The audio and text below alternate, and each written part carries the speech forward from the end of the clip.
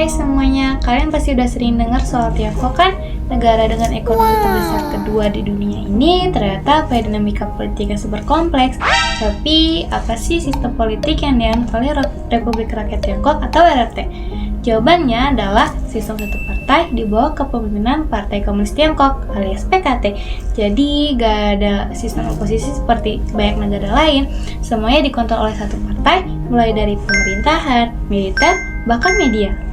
Nah, jadi kenapa Tiongkok memilih sistem ini? Jadi jawabannya adalah menurut Partai Komunis Tiongkok, stabilitas nasional dan pertumbuhan ekonomi bisa tercapai lebih cepat jika adanya sistem sentralisasi kekuasaan. Nah, mereka itu percaya bahwa kalau banyak suara di negaranya itu bisa menghambat proses pengambilan keputusan jadi lambat. Nah, oleh karena itu sistem satu partai ini dianggap lebih cocok di Cina karena bisa menjadikan Cina negara superpower yang cepat terstruktur dan disiplin. Seperti itu. Nah, siapa sih yang menjadi tokoh utama di balik sistem politik ini? Jawabannya adalah Presiden Xi Jinping. Sejak menjabat tahun 2013, Xi Jinping menjadi wajah politik di Tiongkok. Dia bahkan menghapus batas masa jabatan presiden, yang artinya bisa menjabat seumur hidup. Wah, hebat sekali bukan? Di bawah kepemimpinannya ini, Tiongkok makin agresif di kancah global, sambil tetap memegang kontrol yang ketat di dalam negeri, melalui pengawasan digital, media, maupun reformasi militer.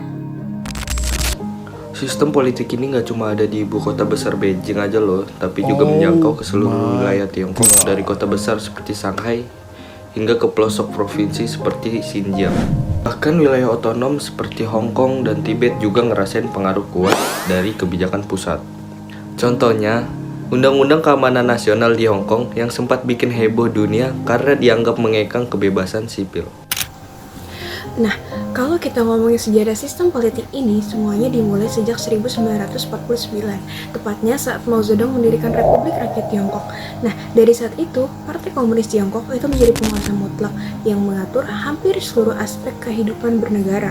Seluruh keputusan besar yang menyangkut ekonomi, kebijakan luar negeri, hingga kontrol sosial, semuanya diputuskan oleh satu partai yang berkuasa.